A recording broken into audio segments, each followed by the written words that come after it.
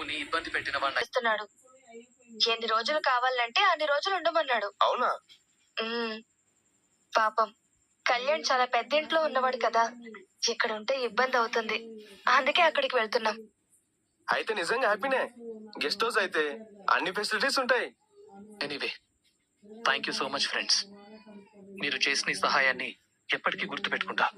ఊరుకోండి, ఇది కూడా ఒక సహాయమేనా? All the best. Thank you. బైరా. అప్పు, వెళ్దాం పదా. అమ్మమ్మ గారు తీసుకోండి అత్తయ్య. ధాన్యలక్ష్మి రాలేదా? ఎలా వస్తుందమ్మా? అయిన వాళ్ళే వెన్నుపోటు పొడిచి కన్న కొడుకుని దూరం చేశారు కదా. అయిన వాళ్ళంటే ఇంకెవరు? రాజ్ కావ్యలే. చేతిలో కాఫీ చాలా వేడిగా ఉంది.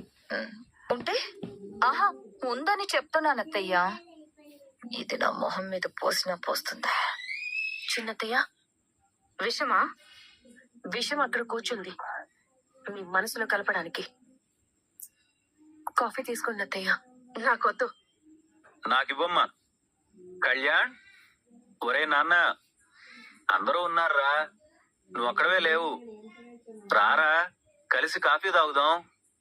ఏమ్మా కావ్య, మీ కవి గారు కవిత్వం రాసుకుంటున్నారనుకుంటా. ఈ మధ్య మరి బన్నయ్య కళ్యాణ్ పెళ్లి చేసుకుని వెళ్లిపోయిన విషయమే మర్చిపోయినట్టున్నాడు. ఒకసారి పిలువమ్మా. ఎందుకో పొద్దున్నుంచి వాడిని చూడాలని బాగా అనిపిస్తోంది. ఏంటి అందరూ అలా చూస్తున్నారు? కళ్యాణ్ని పిలవండమ్మా. కళ్యాణ్ లేడు, ఇంకా రాడు. ఎందుకే? ఏమైంది? వాణ్ణి ఎవరైనా ఏమైనా అన్నారా? అయ్యో, కళ్యాణ్ అప్పుని పెళ్లి చేసుకుని ఇంటికి రానని వెళ్ళిపోయాడండి.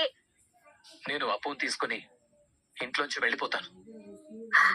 మీ మతి మరుపు వల్ల ఆ బాధంతా మర్చిపోయి హాయిగా నిద్రపోయారు. నేను తెల్లవారులు